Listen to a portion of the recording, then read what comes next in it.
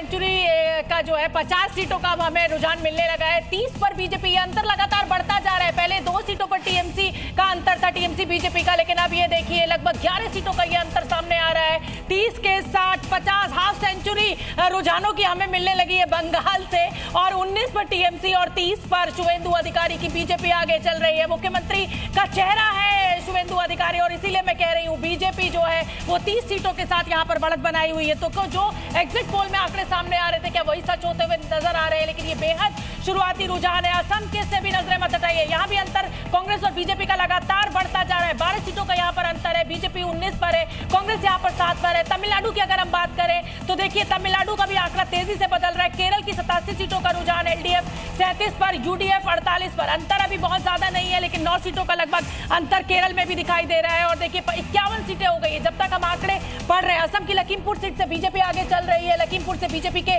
मनाप डेका आगे चल रहे हैं। 30 और 20 का ये अंतर यहाँ पर प्रत्युष। जी हाँ, 50 सीटें, इस वक्त 51 सीटें हो गई। 51 सीटों का रुझान आपके सामने। 1 सीटें अदर्स के खाते में जाती हुई रुझानों में नजर आ रहा है। वो अदर्स कौन है, वो कौन सी पार्टी है जिसके खाते में ये सीट जा रही है? क्योंकि ये देखना होगा कि क्या इस बार अदर्स 2021 के चुनाव के बनिस्बत 2026 के चुनाव में क्या कुछ सीटें निकाल पाते हैं? क्या कांग्रेस का खाता खुलेगा, क्या लेफ्ट का खाता खुलेगा, क्या एआईएमआईएम का खाता खुलने वाला है? बंगाल में अंतर कम हो गया, फिर 22-30, फिर ये डिफरेंस जो 11 सीटों का पहुंच गया था, 10 सीटों का पहुंच गया था, वो 8 सीटों पर बदल गया है। बीजेपी जो है वो 30 सीटों के साथ बढ़त बनाई हुई है बंगाल में। ममता बनर्जी भी कड़ी टक्कर देती हुई फिलहाल शुरुआती रुझानों में हमें दिखाई दे रही है। ममता बनर्जी की टीएमसी 22 सीटों पर, बीजेपी 32 सीटों पर, डीएमके 11 सीटों पर, एआईडीएमके 2, टीवी के जो कहा जा रहा था कि चमत्कार करेगी, अभी ऐसा चमत्कार हमें शुरुआती रुझानों में नहीं दिखाई दे रहा है। 5 सीटें, 5 नई पार्टी, नई नवेली पार्टी है, बिल्कुल नई नवेली पार्टी है, चुनाव में अगर 5 सीटें भी रुझानों में उनके बढ़ते हुए नजर आ रहा है, इसका मतलब कि जो वहां पर